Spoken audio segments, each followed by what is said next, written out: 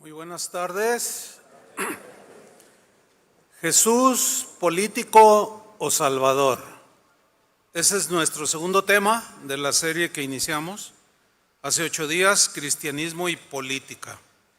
Hay un episodio en la vida de Jesús que los 4 evangelios que están en la Biblia lo narran, y es aquel episodio cuando Jesús multiplica unos panecillos y unos pececitos.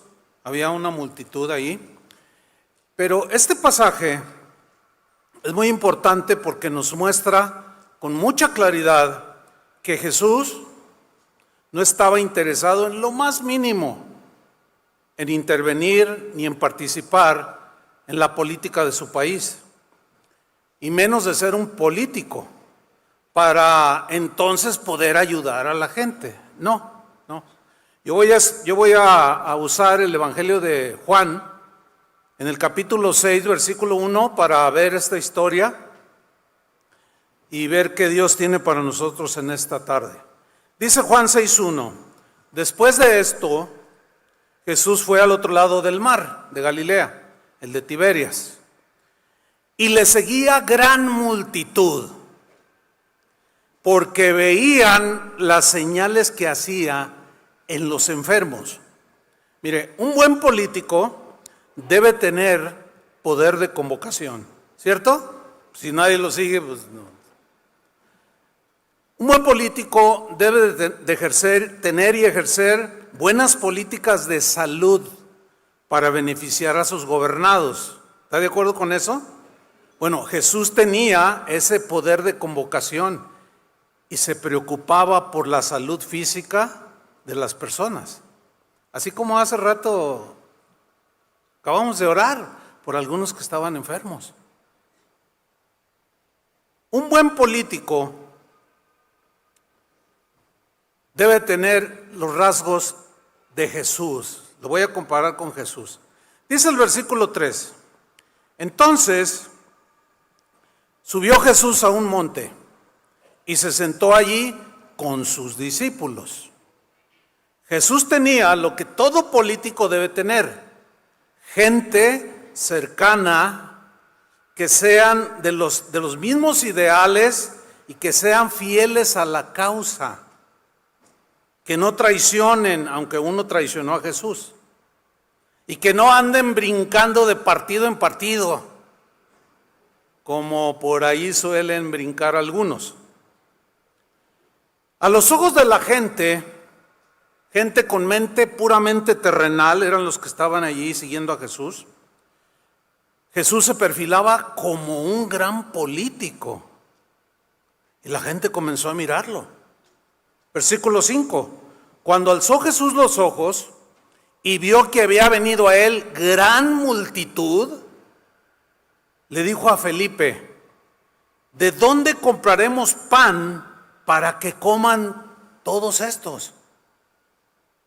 Si hay aquí algún político, o si algún político escucha esto, escuchen lo que voy a decir. Un buen político genera políticas económicas para que sus gobernados tengan trabajo y comida. ¿Cuántos dicen amén? Jesús estaba preocupando por la comida de la gente.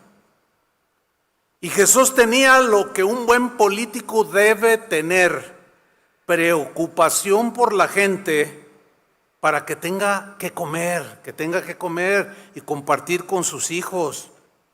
Entonces la gente, esa multitud que seguía a Jesús, empezó a verlo como un político que se interesaba genuinamente por ellos, y les llamó la atención y estaban impactados. Entonces le dice a Felipe: ¿de dónde compraremos pan para que coman todos estos? Dice el versículo 6: pero esto decía Jesús para probarle a Felipe, porque él sabía lo que había de hacer. Él sabía perfectamente lo que iba a hacer. Jesús no se quedó en el discurso. Él fue al terreno de los hechos y le dio de comer a miles de personas. A sus seguidores, Jesús les prometió que si primeramente buscaban el reino de Dios y su justicia, Él les iba a suplir todas sus necesidades. Y Él cumple, ¿sí o no, cristianos? Bueno, vamos bien. Un buen político no debe quedarse en el discurso. Debe de llegar al terreno de los hechos, es decir, debe cumplir lo que prometió en su campaña, ¿sí o no? Ok. Hace unos días estaba viendo un video donde uno de los políticos, ya ven que estamos en tiempos electorales, y uno de candidato allá por la Ciudad de México, andaba en un mercado, en un tianguis, y pues lo venían siguiendo y alguien estaba ahí también grabando, que fue el que subió el video. Y se acerca una señora, oiga señora, mire que yo soy. Dice, no, ya te conozco, le dice.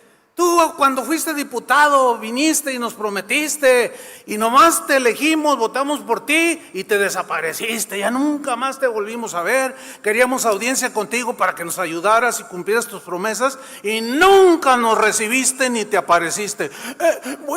Pero ahora sí, le dice. Felipe le respondió a Jesús a la pregunta, ¿cómo les vamos a dar de comer? Felipe le respondió, 200 denarios de pan no bastarían para que cada uno de ellos tomase un poco, Señor. Señor, el presupuesto no alcanza, es todo lo que tenemos.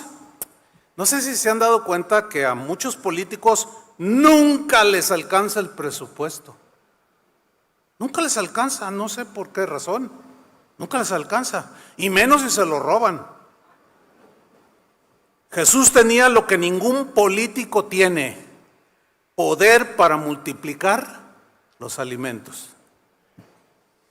Bueno, pues, ¿quién no quiere un dirigente así? Claro.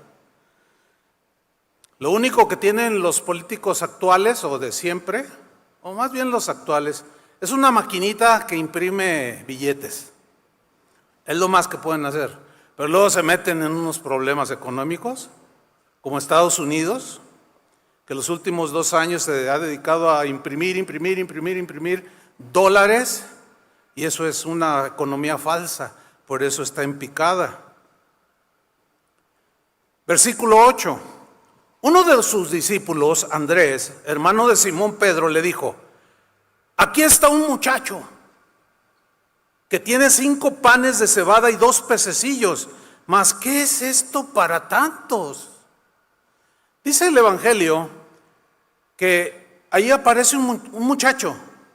En otros los evangelios dice que era un niño, pero un muchacho, vamos a dejarlo ahí, muy jovencito, pequeño. ¿Qué hacía ahí? Lo mismo que la multitud. Yo una vez escuché que era probable que ese muchacho, al ver la multitud, dijo, no, pues voy a hacer negocio, voy a vender tortas de pescado. Como haya sido, a lo mejor era su lonche. Pero de seguro, como siempre, en una multitud, los niños siempre están adelante. ¿Se ha fijado? Siempre. En las fiestas y que empieza ahí todo, y están los niños adelante.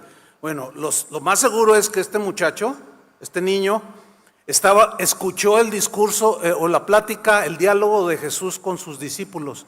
Oye, ¿qué les vamos a dar a comer a estos? Y lo oyó, y él sabía que traía 5 panes de cebada y 2 peces, y se los llevó. Le dijo, bueno, pues yo quiero cooperar. Fíjate qué tremendo, este muchacho tenía lo que todo político debe tener. ¿Qué? Un deseo genuino, sincero y desinteresado de ayudar a los pobres, a los que menos tienen.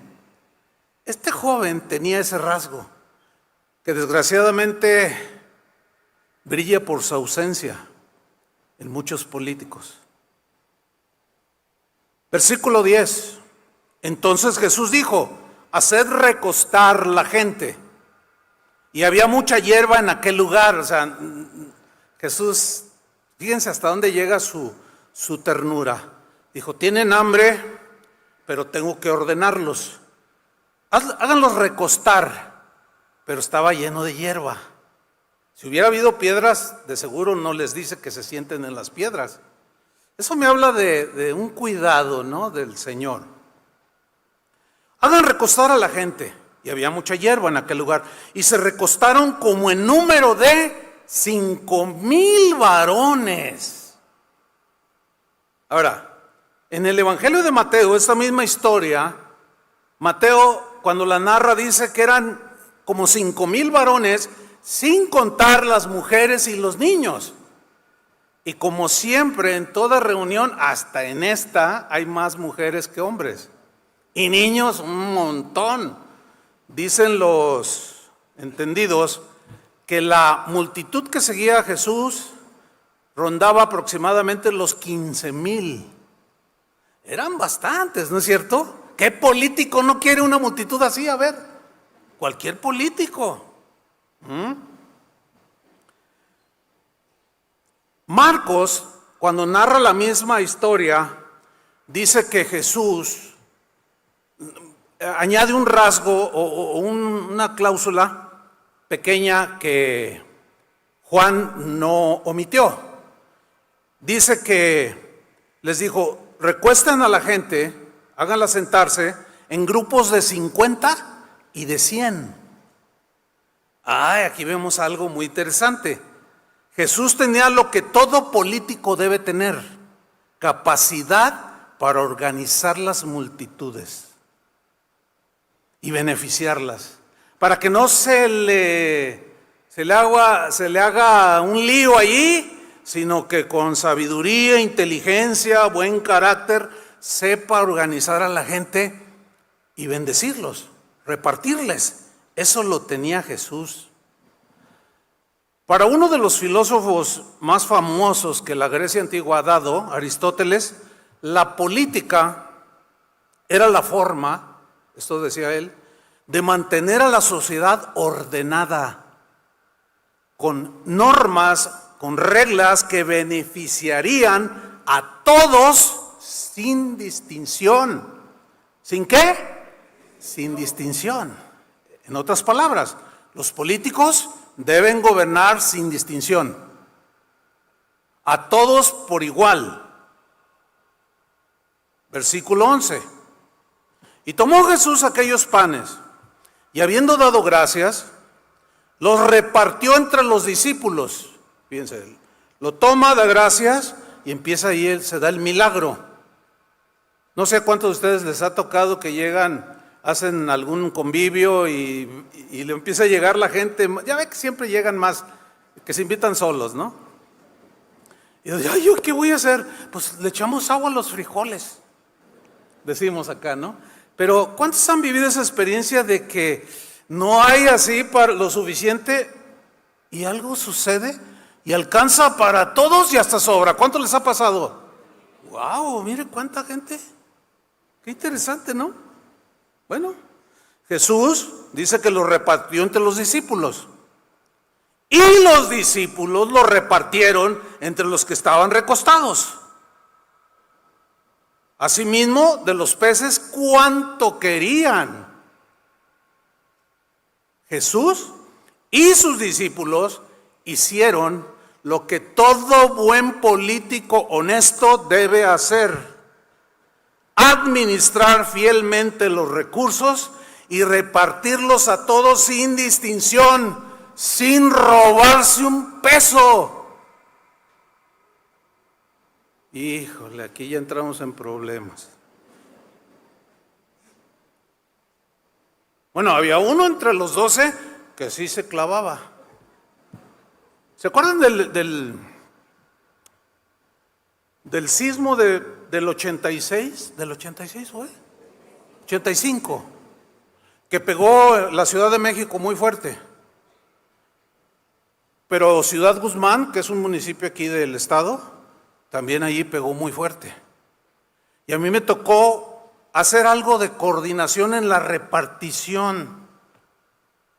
¿Y de qué creen que me di cuenta? Que los políticos se quedaban con los donativos que la gente envió.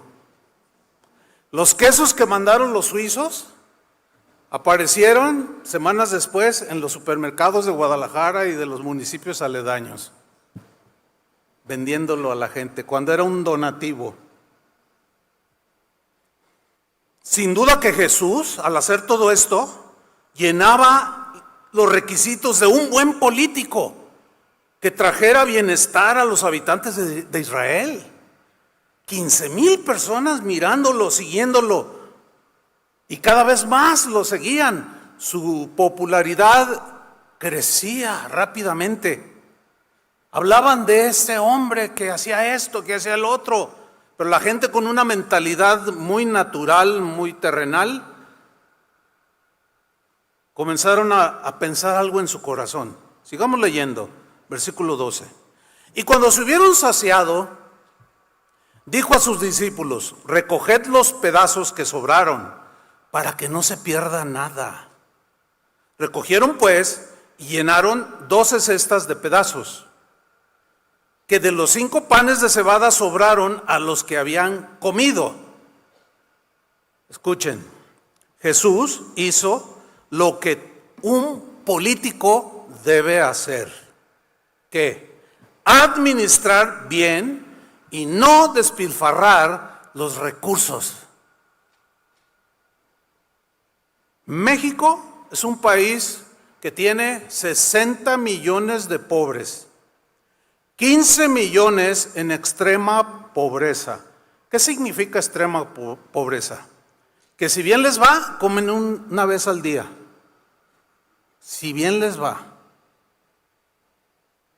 Bueno, en uno de los sexenios pasados, el que era el presidente en turno compró un avión, un jet, que ni Obama tenía. Este avión fue pagado con dinero del erario, ¿sí? Y costó 219 millones de dólares.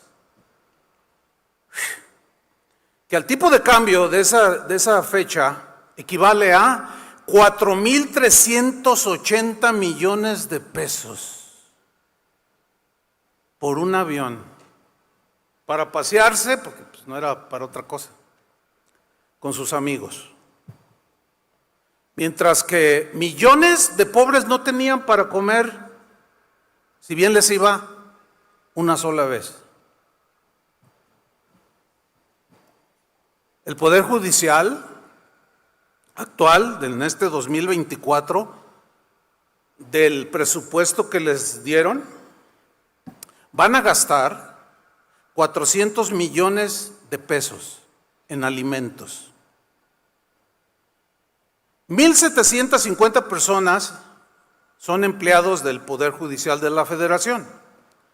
Y los 400 millones sumados o divididos entre esta cantidad de personas equivale a 19,000 pesos por persona para comida.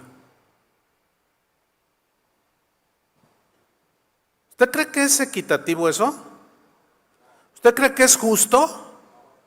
Son malos políticos. No son buenos políticos, son malos. Pero sigamos en la historia bíblica.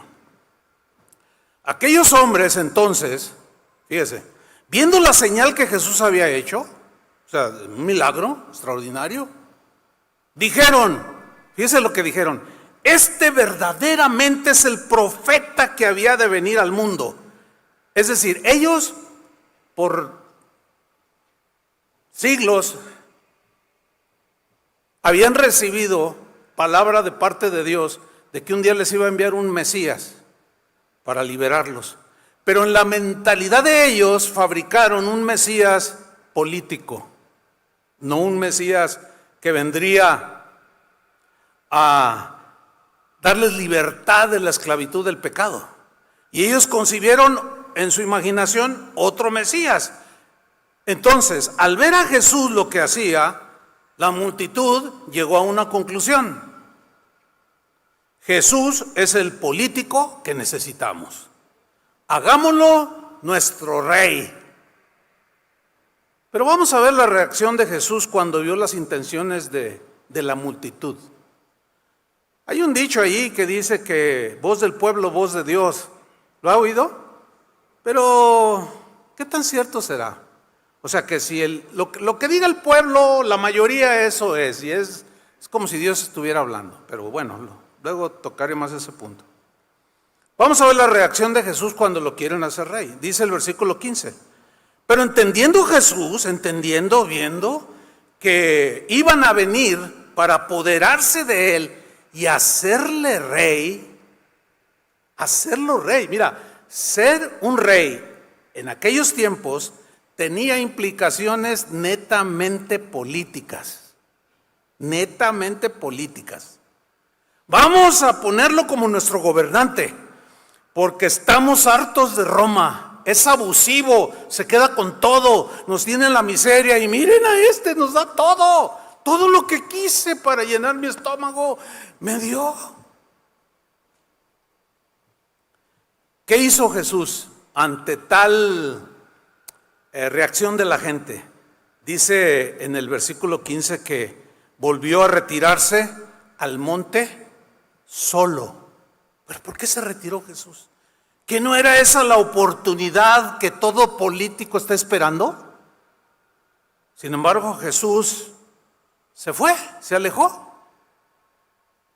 Más de alguno quizás le dijo al Señor: Jesús, no desperdicies esta gran oportunidad, es la oportunidad de tu vida. Acepta ser nuestro candidato. Vamos a votar por ti. Queremos que nos gobiernes. La multitud, al ver la capacidad de liderazgo de Jesús, al ver el interés que él tenía de la gente, que era algo genuino, llegaron a la conclusión de que Jesús era el político ideal que tanto necesitaban. Jesús llenaba todas las cualidades del Mesías político que ellos estaban esperando. Bueno, es que estaban cansados de tantos impuestos. ¿Ustedes están cansados de los impuestos? Les pregunto. Entonces nos parecemos a ellos. Ellos estaban cansados, tenían unas cargas pesadas. Ellos estaban cansados de tantos abusos que los gobernantes romanos hacían contra los israelitas. ¿Usted está cansado de los abusos que hacen las autoridades? La justicia es para el que tiene dinero. Eso todo el mundo lo sabe. Hasta ellos mismos lo dicen. Si usted tiene dinero, la justicia va a estar de su lado. Si usted es pobre, olvídese, usted va a ir a la cárcel. Róbese un gansito y va a la cárcel. No pague 1,500 millones de impuestos y no le pasa nada. Qué raro, ¿no? Está muy raro eso. Y comenzaron a proponerle: sé nuestro gobernante, sé nuestro rey. O sea, lo estaban invitando a que participara en la política del empobrecido y oprimido Israel. Votaremos por ti, gritaban. Eres el mejor. Y hasta video le tomaban. Contigo llegaremos al primer mundo y seremos potencia mundial. Te queremos como nuestro rey. Le gritaban un montón de cosas. Cosas que cuando los oye algún político, ¿entiende? Pero Jesús y los políticos. Y Jesús, hermanos, no necesitaba que lo hicieran rey. Él ya era rey.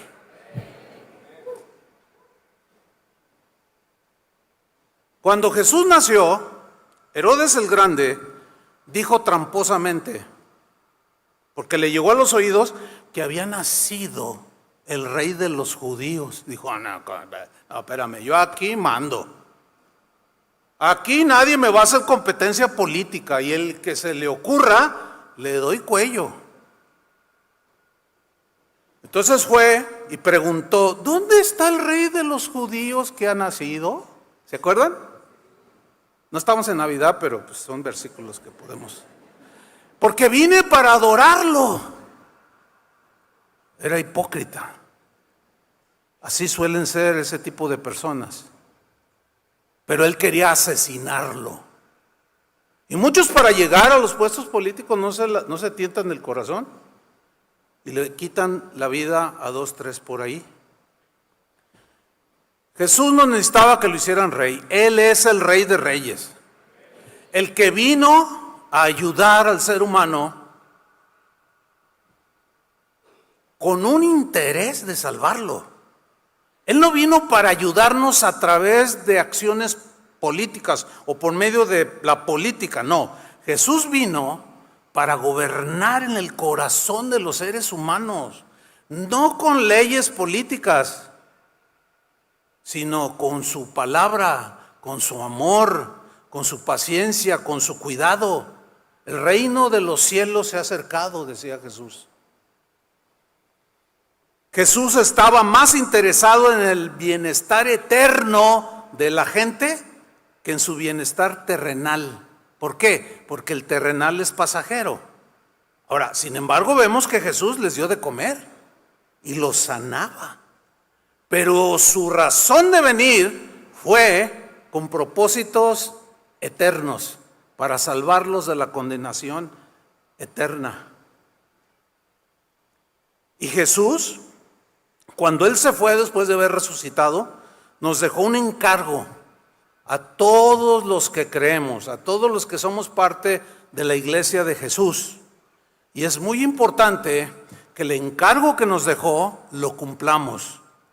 Que no escuchemos el canto de las sirenas y nos desviemos del propósito de ser, de estar aquí en la iglesia en esta tierra. Hermanos, acuérdense, la vida es muy breve.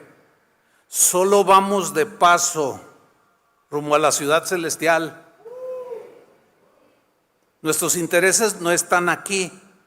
Y el Señor nos dejó una encomienda. Mateo 28, 18. Aquí Jesús ya había resucitado y les dice, Jesús se acerca y les habla diciendo: toda potestad me es dada en el cielo y en la tierra. Toda autoridad la tengo sobre el universo. El Padre me la dio, Rey de Reyes. Por eso tiene ese título Jesús.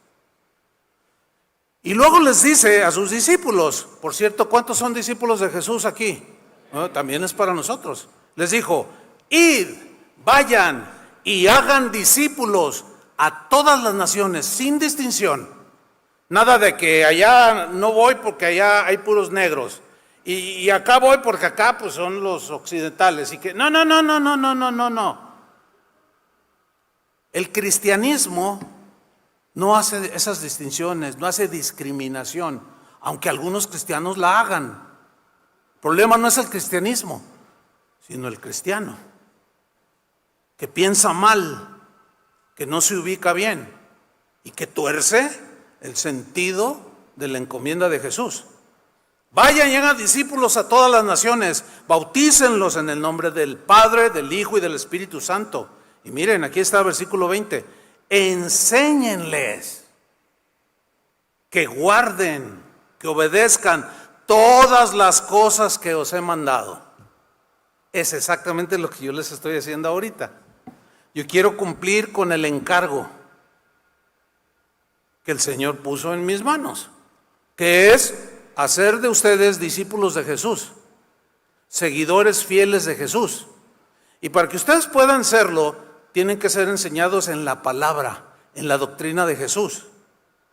Enséñenle todas las cosas que yo les he mandado. He aquí yo estoy con vosotros todos los días hasta el fin del mundo. Amén.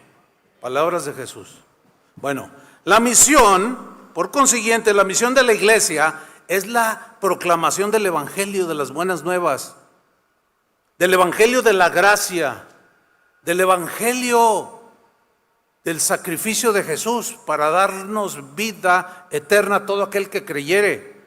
Esa es nuestra misión como iglesia, la divulgación del Evangelio y la formación de discípulos de Jesús. Nuestra tarea es hablarle a los demás, a los que todavía no conocen a Jesús, hablarles de las virtudes de aquel que nos llamó de las tinieblas a su luz admirable. Porque Jesús es el Rey de Reyes que sí cumple sus promesas. ¿Cuántos dicen amén? Y nunca nos va a mentir, como suelen hacerlo algunos políticos. Ahora bien, ¿qué hizo entonces Jesús con tal ofrecimiento de quererlo hacer rey? ¿Saben qué hizo? Lo rechazó rotundamente, de manera contundente. Ya Satanás le había ofrecido poder político a Jesús cuando él estaba en el desierto. Esto lo registra el Evangelio de Mateo capítulo 4, donde Jesús fue tentado 3 veces. Y en una de esas tentaciones, dice en Mateo 4:8, dice que el diablo lo llevó a un monte muy alto. Le mostró todos los reinos, todos los países del mundo y la gloria de ellos, las riquezas. Todo se lo mostró y le hizo un ofrecimiento. Le dijo: todo esto te daré si postrado me adorares. ¿Por qué le dijo todo esto te daré como si él fuera el dueño? Bueno, hay algo que hay que mencionar. Cuando Adán y Eva pecaron, en ese momento le dieron el lugar a Satanás. Y el Nuevo Testamento enseña que Satanás es el príncipe de este mundo. Es el que gobierna y reina en el corazón de los habitantes del mundo. Sin embargo, Jesús dijo: ustedes están en el mundo, pero ya no son del mundo. ¿Qué quiso decir? Que aunque estamos en el mundo, ya no estamos controlados por Satanás. ¿Cuántos dicen gracias, Señor? Ya no nos controla, antes nos gobernaba. Hacíamos lo que Él decía que hiciéramos, ahí vamos.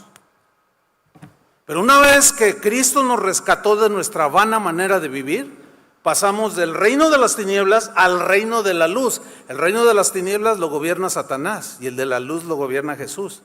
Y el reino de Dios entró en nuestro corazón, o sea, el gobierno de Dios entró en nuestro corazón.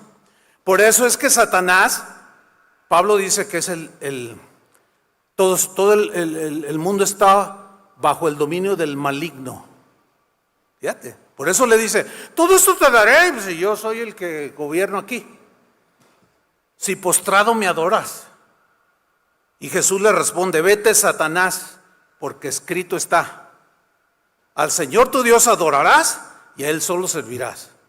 Escuchen, ante los ofrecimientos de poder político engañoso que Satanás puede hacernos, debemos de decir: escrito está, Satanás. Al Señor, nuestro Dios, adoraremos y a Él solo serviremos. ¿Cuántos dicen amén? Denle un aplauso al Señor. Amén. Ahora la gente dijo: ven para hacerte rey de nuestras vidas, rey de Israel. Pero Él se retiró, se fue solo al monte. Con esta actitud, Jesús estaba demostrando contundentemente que Él no tenía ningún interés, ninguna intención de intervenir en la política de su país. Además, dejó muy claro que sus discípulos debían tener la misma convicción. En una ocasión, cuestionando a Jesús,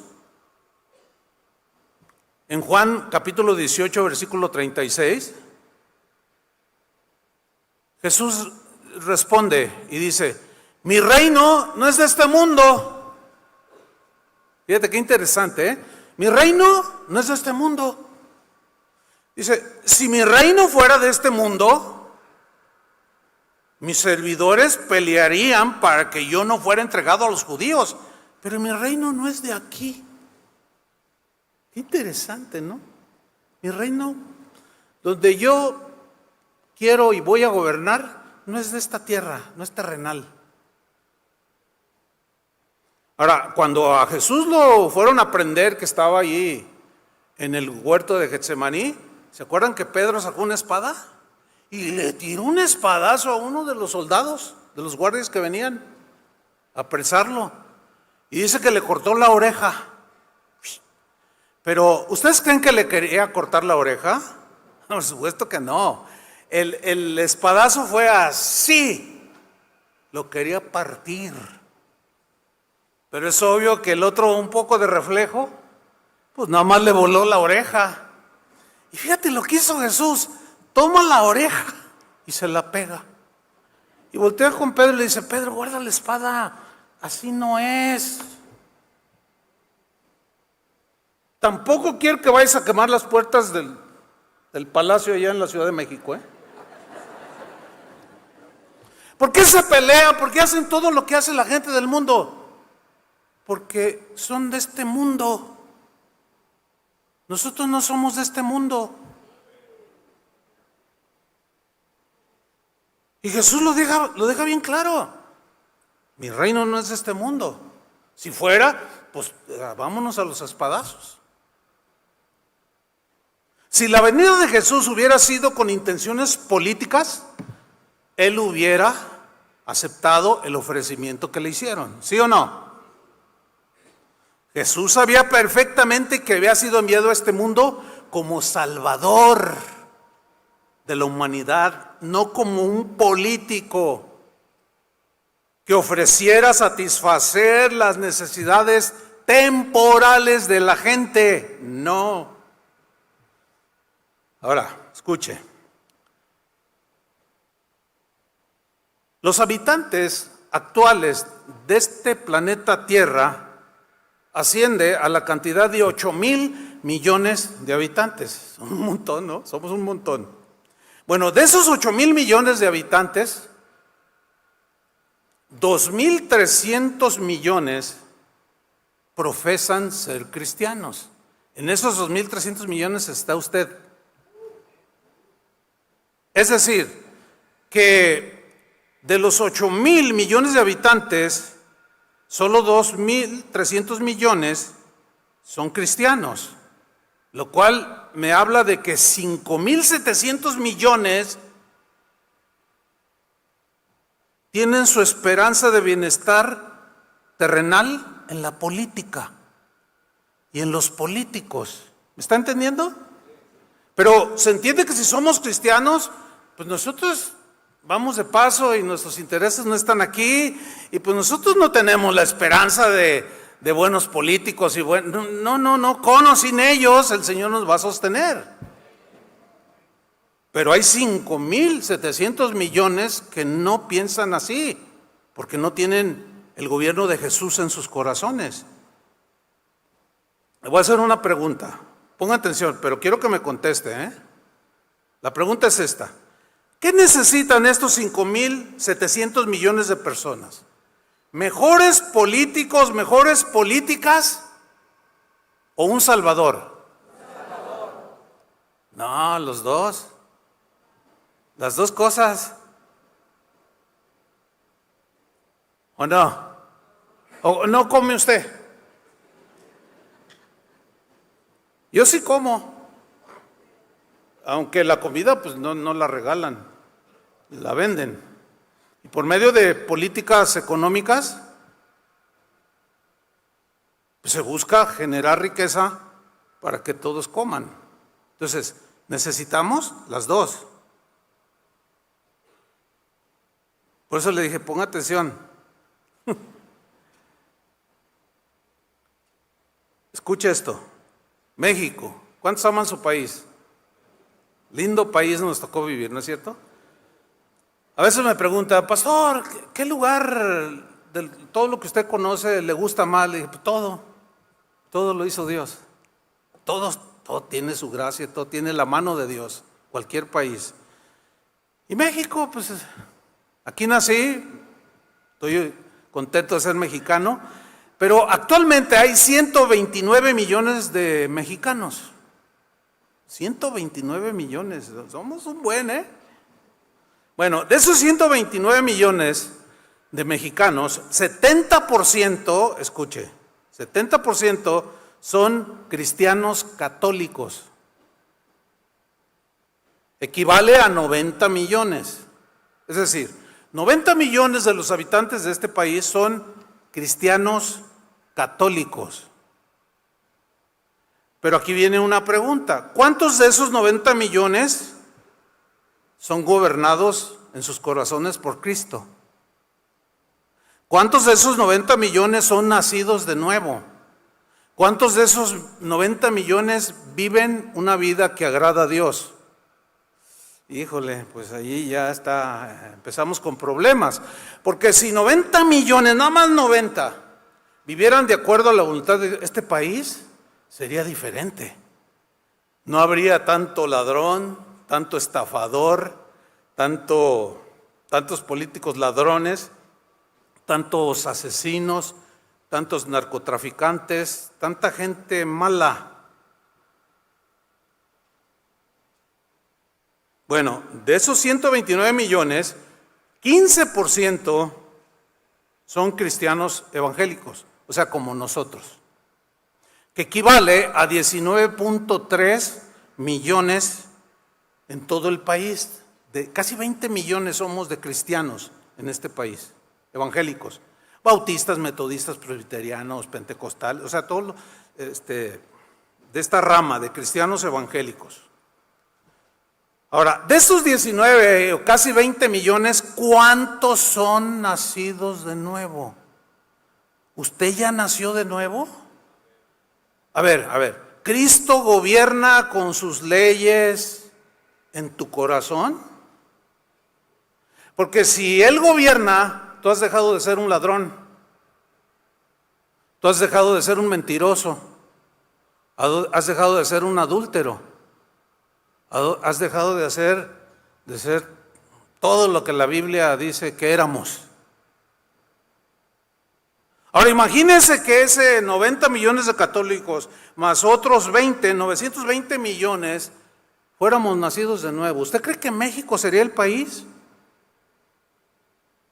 que es actualmente? No, porque la prosperidad, la armonía de un país no depende de las políticas económicas que los políticos inventan, sino de la calidad moral de sus habitantes. Y en el caso de los cristianos nos gobierna Cristo.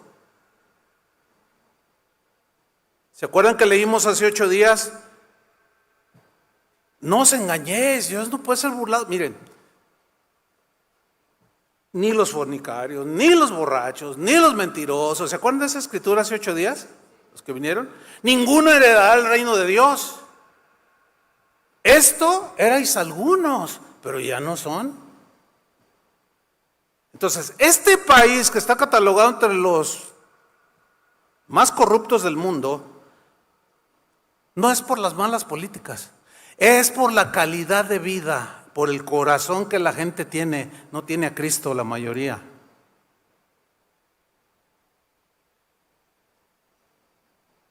Entonces hago una pregunta. ¿Qué es lo que más necesita México? A ver, ¿mejores políticas económicas, sociales o necesitan salvación? Los dos. O sea, necesitamos mejores políticos, ¿sí o no? Necesitamos mejores políticas sociales, económicas, qué sé yo, ambientales. Necesitamos mejores políticas, mejores políticos. Eso es pasajero. Pero escuche, ¿qué es más importante? ¿Lo pasajero o lo eterno? A fin de cuentas, lo más importante, ¿qué es? ¿Lo terrenal o lo eterno? Lo eterno. Lo eterno. Necesitamos las dos, pero lo más importante es lo eterno. Por consiguiente, hermanos, los cristianos no debemos distraernos pensando equivocadamente como aquella multitud, que la solución para tener un mejor México, un México mejor, está en desenfocarnos de la tarea que tenemos que hacer, que es darle el énfasis a lo eterno e involucrarnos en la política o elegir los mejores políticos. No podemos evadir eso, pero eso no es lo más importante para nosotros los cristianos. Hay una trampa ahí. Satanás quiere entrampar. Te doy poder político. Y hay frases muy conocidas de el poder corrompe. Y el poder absoluto te destruye completamente. ¿Por qué? Porque la naturaleza que tenemos, que es una naturaleza caída, es egoísta por naturaleza. Por eso yo narré algunas de las cualidades de Jesús y decía yo, cuando él recuéstense, ¿qué les damos de comer? Jesús tenía lo que todo político debe tener. La pregunta es, ¿lo tienen? Híjole, está difícil escoger. Esa es la verdad, está difícil escoger. A ver, una observación, así como entre paréntesis, porque luego alguien me comentaba en la enseñanza de la mañana de las 8, ahí en el chat, pues empezaron a agarrarse entre hermanos. Y ese no va. No, que yo voto por este, no, que yo voy a votar por este, que yo voy a votar por este. Pero vamos a hacer una reflexión, que quiero hacer así como entre paréntesis. El próximo 2 de junio, aquí en México, vamos a elegir un presidente, o como dicen los analistas locales e internacionales, vamos a elegir a una mujer presidenta. Porque sí o sí, según los analistas políticos, una mujer es la que será la próxima presidenta de México. Hay un candidato que es varón, pero pues como que ni fu ni fa. O sea, como que pues, no figura, pues. Dice, no, México sí o sí tendrá la primer mujer presidente o presidenta de su historia. Ok. Pregunto, y esta pregunta es con todo respeto. Algunos quizás se van a sentir aludidos, pero la intención no es ofender, sino reflexionar y pensar. La pregunta es esta: ¿qué van a hacer aquellos cristianos? Porque hay cristianos que piensan así, escuche. ¿Qué van a hacer aquellos cristianos que por una parte creen que una mujer no puede ni debe tener ningún tipo de liderazgo en la iglesia, y menos predicar, y menos ser pastora? Así hay algunos cristianos que piensan. Pero esos mismos cristianos que piensan que una mujer no debe, por otra parte, dicen que los cristianos debemos involucrarnos en la política. Bueno, yo les pregunto, la pregunta es honesta, es sincera. ¿Van a ir a votar por una mujer? No les estoy preguntando a ustedes. Tengo que ser paciente, Ok, todo bien. Tranquilos. Miren, un pastor muy reconocido, que me reservo su nombre, esto lo aprendí a través de los años, a debatir el argumento con argumentos, no a denostar a las personas. En algún tiempo lo hice, pero a medida que pasa el tiempo, pues vas madurando, ¿no? No hay que decir,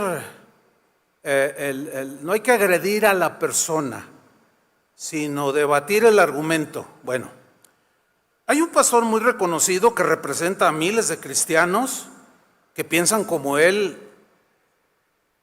Es decir, que este pastor no cree que la mujer deba tener un liderazgo en la iglesia. Dijo lo siguiente: es público esto. Él dijo que todo liderazgo político o religioso, Dios se lo dio al hombre y no a la mujer. O sea, que ninguna mujer puede ser ni predicadora, ni mucho menos pastora, y tampoco una presidenta. Pero esto lo dijo antes, esto que dijo este pastor, lo dijo hace años, por aquí se pensaba que fuéramos a tener casi de hecho una presidenta.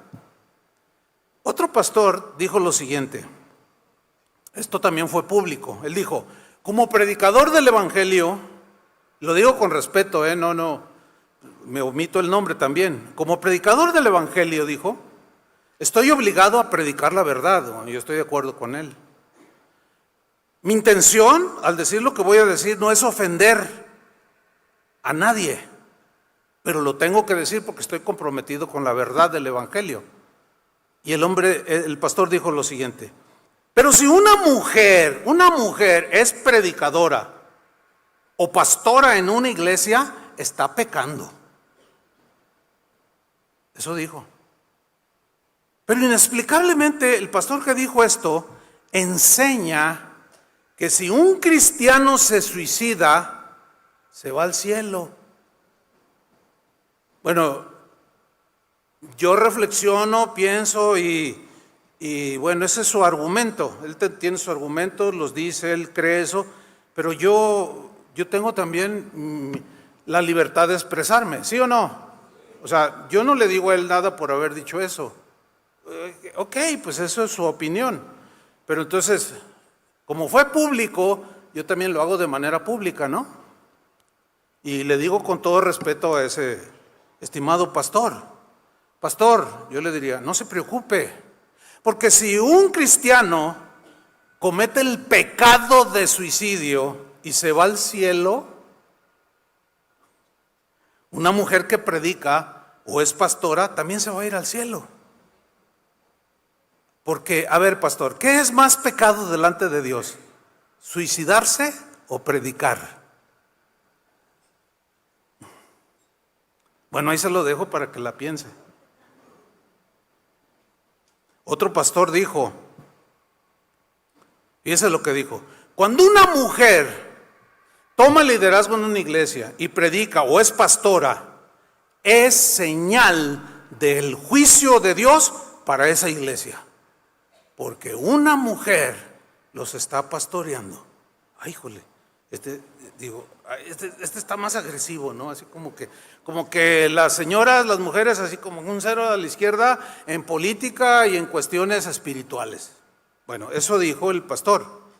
Pero analizando lo que él dijo, en la misma línea de lógica de su pensamiento, yo reflexiono y digo, a ver, si él dijo que si una mujer llega al pastorado, al ministerio, o predica o enseña, es señal de juicio para esa iglesia, por consiguiente, el pensamiento lógico es, México va a estar bajo el juicio de Dios por los próximos 6 años. Hermanos, México va a estar bajo maldición por los próximos 6 años, porque una mujer va a gobernar este país. ¿Se dan cuenta cómo podemos desviarnos? Bueno, lo más seguro es que los que dijeron eso se mantengan. Pero Dios nos dio un pensamiento también, ¿no? ¿Ustedes creen que la mujer es capaz? Pues a veces hasta más que algunos. Yo conozco por ahí incluso pastores donde la esposa del pastor predica mejor que el pastor. Cristianos, no caigamos en la trampa en la que cayó aquella multitud que seguía a Jesús, de querer tener una mejor vida terrenal y descuidar lo eterno, lo espiritual. Hace rato una mujer con un don del Espíritu Santo nos dio una palabra profética. ¿Están? ¿Ustedes lo vieron? ¿Qué? A mí me bendijo. Pues que mi corazón Yo lo recibo, ¿cómo no lo voy a recibir? Si el Espíritu Santo reparte como Él quiere y a quien quiere, y están incluidas las mujeres.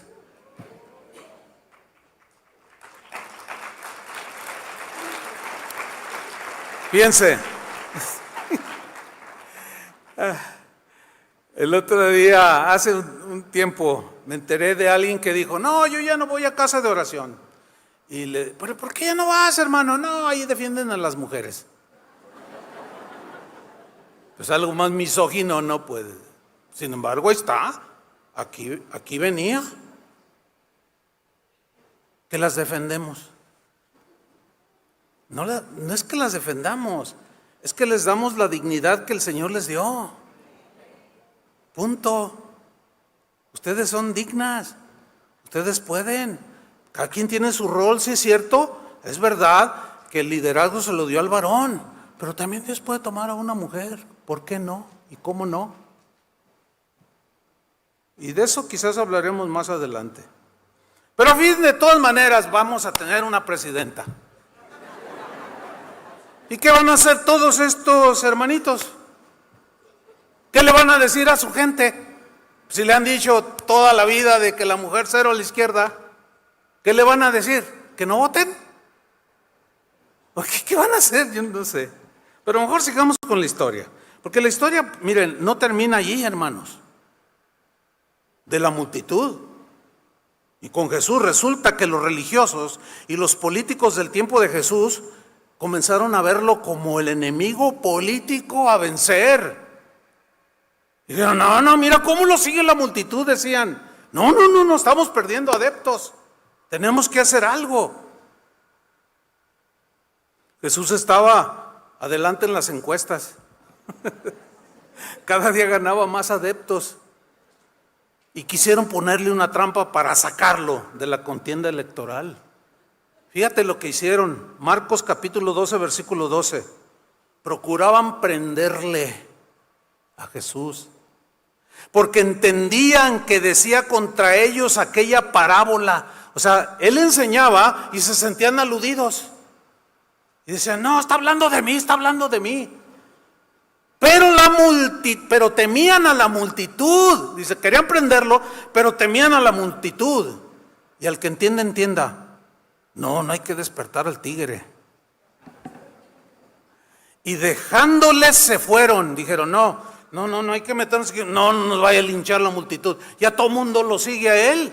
Y si le hacemos algo, nos va a ir mal. Como les fue a algunos ahí ahora en el 8 de marzo. Les dieron su recia a las señoras. Versículo 13. Y le enviaron algunos de los fariseos y de los herodianos para que le sorprendiesen en alguna palabra. Ay, escuchen, aquí aparecen dos grupos. Unos son los fariseos y otros son los herodianos. ¿Quiénes eran los fariseos?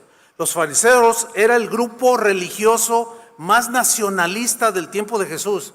Eran los más fundamentalistas. Tenían no solo poder religioso, sino también poder político. ¿Dónde he visto esto?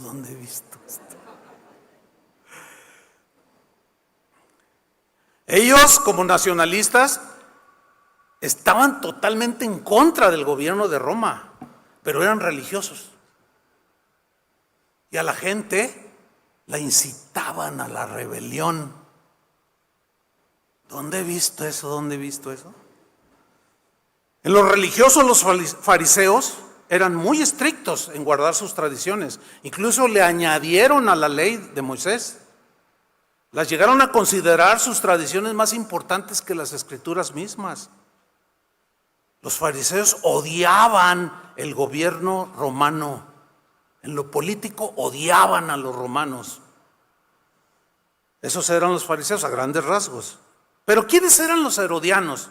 Los herodianos eran un partido netamente político que formó uno de los, Herodes el Grande, se formó un partido político que todo giraba alrededor de la dinastía de los Herodes. Pero era un país netamente político que estaba al servicio de Roma. Algunos no eran romanos en sí, eran de otras nacionalidades, incluso uno que otro judío, pero ellos se aliaron y decían, bueno, nosotros nos vamos a inmiscuir, vamos a hacer este partido, Roma, y se dieron la mano, ok, tú nos sirve, gobierna para nosotros bajo nuestra supervisión, y sí, esos eran los herodianos. Es decir, estos herodianos eran adeptos que buscaban los beneficios materiales que les daban los Herodes. Aquellos que pertenecían a ese partido eran beneficiados. ¿Dónde he visto esto? ¿Dónde he visto esto? Así como que se me quiere venir a la mente, pero no me llega. Bueno, estos dos grupos, fariseos y herodianos, eran totalmente antagónicos entre sí. Continuamente se estaban peleando. Y para evitar nombres de partidos aquí en México, pues los de aquí contra los de acá. No más que hace rato me dijeron, oiga, aquí, no, mejor no digo, porque luego dicen, no, usted está haciendo veladamente campaña política. No, nada que ver. Pero ¿no será ese que dijo eso como los de la multitud? No lo sé. Bueno, estos dos grupos eran totalmente antagónicos, no se podían ver, se odiaban. Sin embargo, se unieron para eliminar a Jesús. Otra vez, ¿dónde he visto eso? Así como que me quiere caer, pero a ver, ayúdenme, ¿dónde lo he visto? ¿Ustedes han visto algo así? ¿En dónde? Ay, no me diga. Bueno, el poder político y el poder religioso se unieron contra Jesús. ¡Wow! Idearon una trampa para eliminarlo. Miren lo que hicieron, Marcos 12:14. Viniendo ellos, o sea, los fariseos y los herodianos, ya bien cuates, agarraditos de la mano, ¿verdad? Le dijeron, maestro, sabemos que eres hombre veraz. Híjole, qué hipócritas, ¿no? Sabemos que eres hombre veraz y que no te cuidas de nadie, porque no miras la apariencia de los hombres, sino que con verdad enseñas el camino de Dios. Dinos, ¿es lícito dar tributo a César o no? ¿Daremos o no daremos al César? Y miren la reacción de Jesús, versículo 15. Mas Jesús, percibiendo la hipocresía de ellos, les dijo, ¿por qué me tentáis, hipócritas? Traedme la moneda para que la vea. Miren, sin duda que uno de los distintivos en muchos políticos, no en todos, pero en muchos políticos y en muchos religiosos, es la hipocresía. ¿Sí o no? Te dicen una cosa y hacen otra. Te prometen y no cumplen. Escuchen, el problema no está tanto en la religión, sino en los religiosos que son corruptos, que también los hay. El problema no es tanto la política en sí, sino los políticos hipócritas que ensucian la política. La política en sí no es sucia, los sucios son los que la ejercen y la corrompen. Ese es el verdadero problema. Y aquí se unen para hacerle una trampa a Jesús y le traen la moneda. Aquí está una moneda. Y yo me los imagino, aquí está una moneda, como diciendo, ya lo atrapamos. Lo vamos a sacar de la contienda. Yo les he dicho, y se los voy a volver a repetir, que ustedes están a punto de presenciar, digo los que son más interesados en estos asuntos, pero ustedes están a punto, y ya se está viendo, de ver en vivo y en directo el verdadero corazón de los políticos que nos quieren gobernar. Ustedes se van a dar cuenta cómo se odian. Ustedes se van a dar cuenta cómo se calumnian, cómo se agreden, cómo se denostan, cómo se burlan unos contra otros. ¿O ya lo vieron? Les pregunto, ¿ya lo vieron? Si no, lo van a ver, pero en su máxima expresión, Y ahorita apenas empieza. Yo ya he visto 2, 3 cosas que digo, hijo, pero no me espantan, porque sí son. Esos son los que nos quieren gobernar. Bueno, pero sigamos. Le traen la moneda y les dijo Jesús, a ver, ¿de quién es esta imagen? Y les enseña la moneda. ¿De quién es esta imagen? Y la inscripción, ¿de quién es? Ellos le dijeron, ¿de César? Bueno, la imagen del César que estaba en esa moneda era César Tiberio, de la dinastía de los Césares. Bueno, la inscripción que estaba al borde de la moneda decía, Tiberio César Augusto, hijo del divino Augusto. Órale. Es decir, que los Césares decían que ellos eran dioses. Entonces, como soy Dios, te me debes todo y lo que yo te diga lo haces. Ay, respondió Jesús y les dijo, bueno, pues den al César lo que es de César y a Dios lo que es de Dios. Miren, ¿en qué consistía la trampa? Consistía en lo siguiente, en que si Jesús respondía y decía que era lícito darle tributo al César, la trampa consistía en que si él decía eso, la multitud lo iba a saber, lo iba a escuchar y le iba a dar la espalda y dejarían de seguirlo.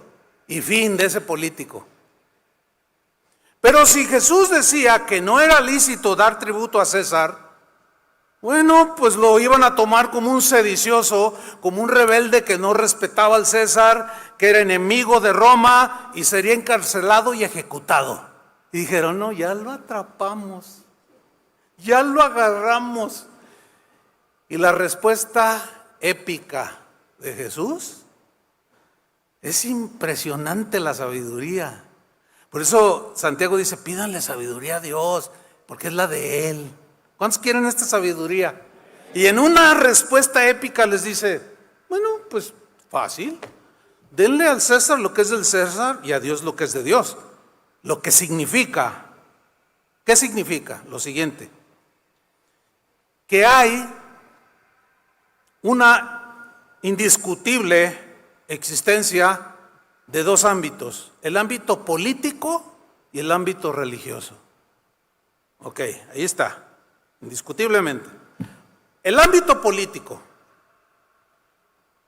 Jesús está diciendo, ok, en el ámbito político del César, respétenlo, sujétense a las leyes.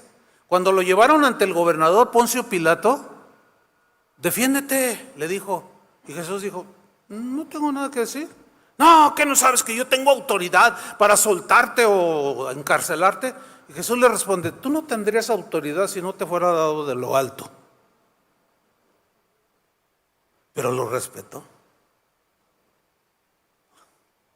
sea, ¿qué dice Pablo a los romanos en su epístola, en el capítulo 13?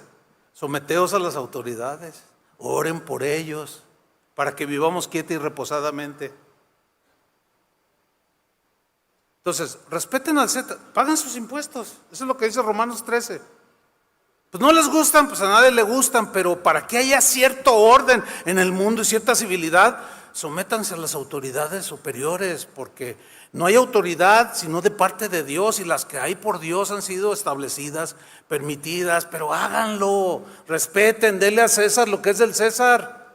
Y ahí ellos empezaron así como, ay, y a Dios denle lo que es de Dios, que significa que en lo religioso debemos obedecer la suprema autoridad de Dios, porque Dios está por encima de todo y sobre todos. Entonces nosotros respetamos a los gobiernos, debemos de hacerlo, hermanos, sean del partido que sean, y orar por ellos, pero sobre de ellos está la autoridad de Dios. Y si estos legislan y hacen una ley que abiertamente agrede a Dios, no estoy obligado a obedecerla, pero eso me va a provocar persecución. De eso hablaremos después.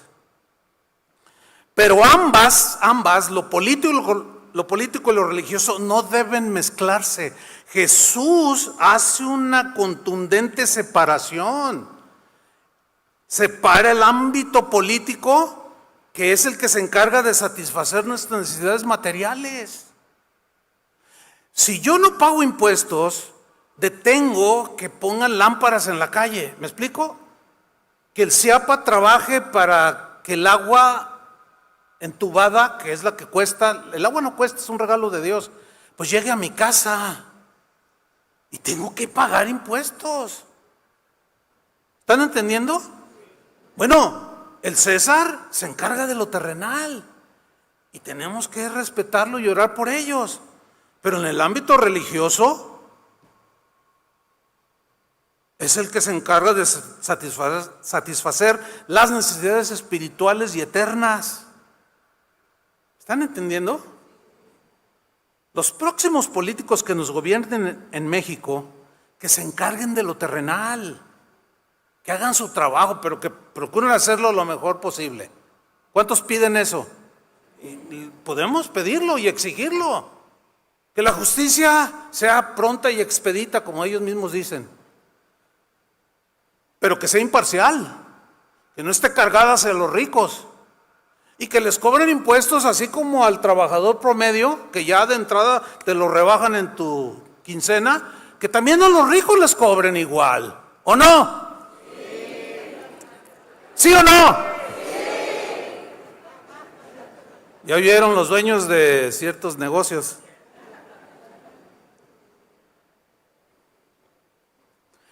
Pero en lo espiritual, nosotros nos encargamos de la divulgación del Evangelio. Amén, hermanos. ¿Cómo fue el mensaje de Jesús? ¿Político o espiritual? Espiritual. ¿Qué fue Jesús? ¿Un político o un salvador? Un salvador que en su misericordia también tuvo cuidado y sigue teniendo cuidado de lo terrenal.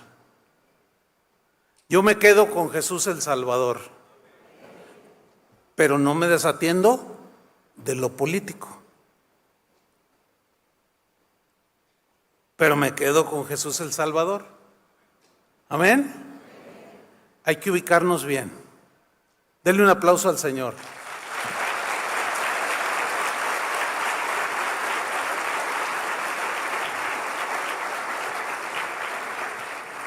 Pónganse de pie todos, pero denle otro aplauso al Señor, pero así bien fuerte.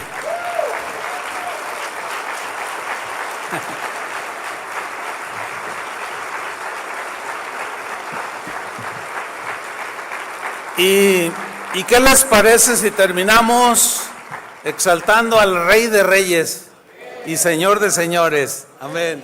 Denle otro aplauso.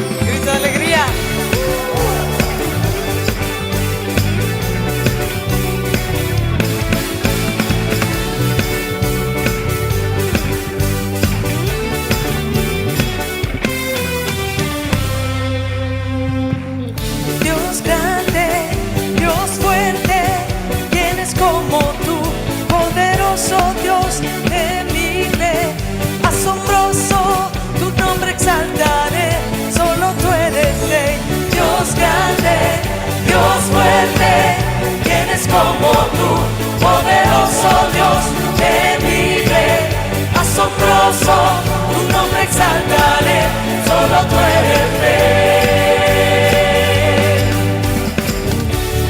Tienes dominio sobre el mar, tuyos son los cielos y la tierra también.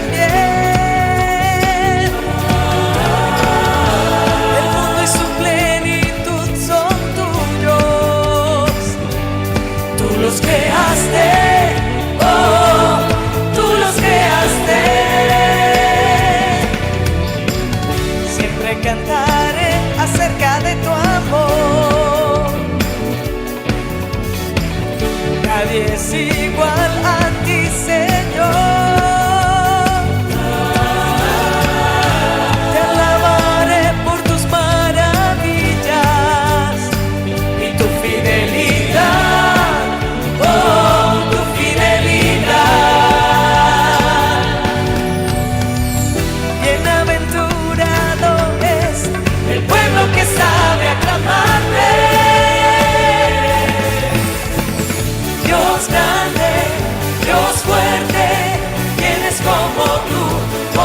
poderoso Dios, temible, asombroso, tu nombre exaltaré.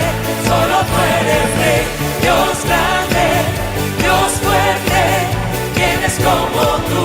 Poderoso Dios, temible, asombroso, tu nombre exaltaré. Solo tú eres Rey. Tú eres el Rey de Reyes, el Señor de señores, nuestro Salvador.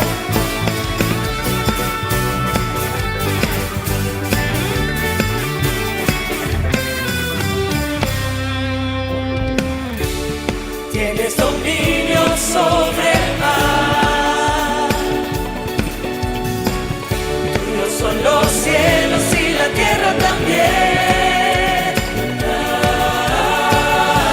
El mundo y su plenitud son tuyos. Tú los creaste, oh, tú los creaste. Siempre cantaré acerca de tu amor. Nadie es igual a ti, Señor. Te alabaré por tus maravillas y tu fidelidad, oh, tu fidelidad. Bienaventurado es el pueblo que sabe aclamarte. Dios grande, Dios fuerte, ¿quién es como tú? Poderoso Dios, temible, asombroso, tu nombre exaltaré. Solo tú eres Rey, Dios grande, Dios fuerte, ¿quién es como tú? Poderoso Dios, temible, asombroso, tu nombre exaltaré. Solo tú eres Rey. ¿Abren las voces? Dios grande, Dios fuerte, ¿quién es como tú? Poderoso Dios, temible, asombroso, tu nombre exaltaré. Solo tú eres Rey, Dios grande, Dios fuerte, ¿quién es como tú? Poderoso Dios, temible, asombroso, tu nombre exaltaré. Solo tú eres Rey. Dios grande, Dios fuerte, ¿quién es como tú? Poderoso Dios, temible, asombroso, tu nombre exaltaré. Solo tú eres Rey, Dios grande, Dios fuerte, ¿quién es como tú? Poderoso Dios, temible, asombroso, tu nombre exaltaré. Solo tú eres Rey.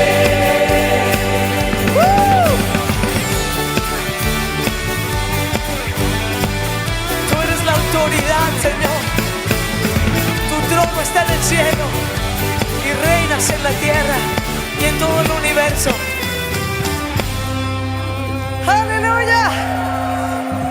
Confiamos en nuestro Dios porque su palabra es la verdad.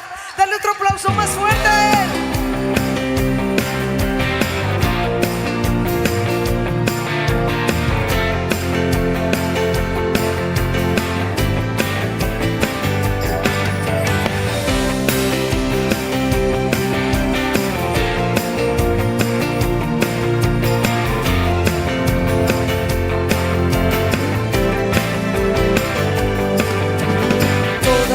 Escritura es inspirada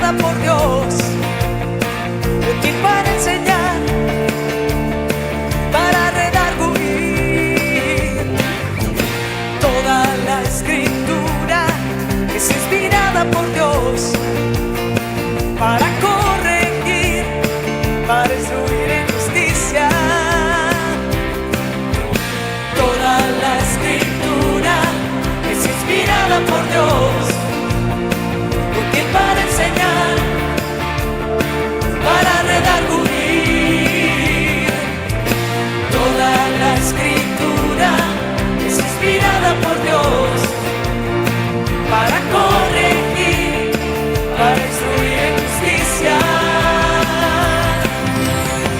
a fin de que el hombre de Dios sea perfecto, enteramente preparado para toda buena obra. Confío en tu palabra que es verdad, que nunca falla ni se equivoca. Confío en tu palabra que es poder para salvarme, por la fe puesta en Cristo Jesús. Nuestra fe está en ti, Señor.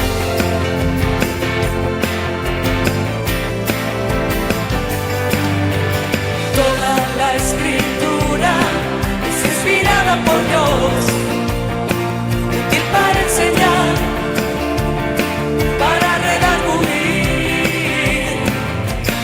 Toda la escritura es inspirada por Dios, para corregir, para instruir en justicia. Toda la escritura es inspirada por Dios, útil para enseñar, para redarguir.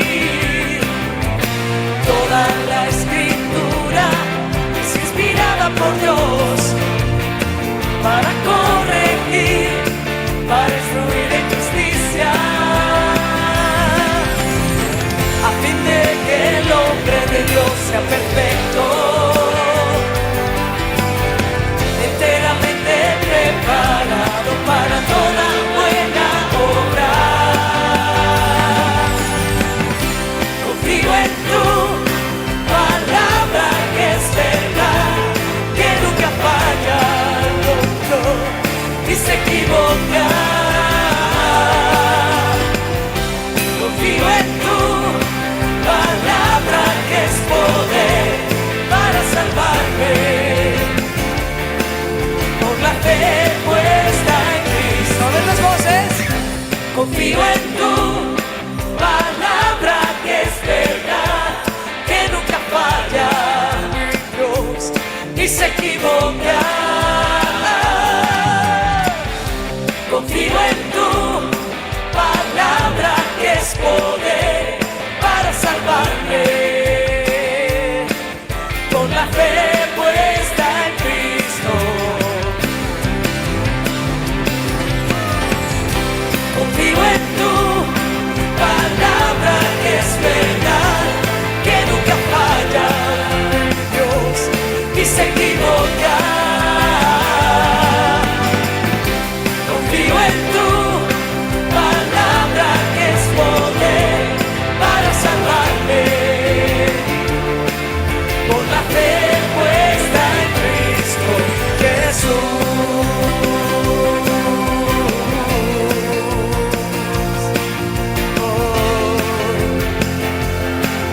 Por la fe puesta en Cristo Jesús.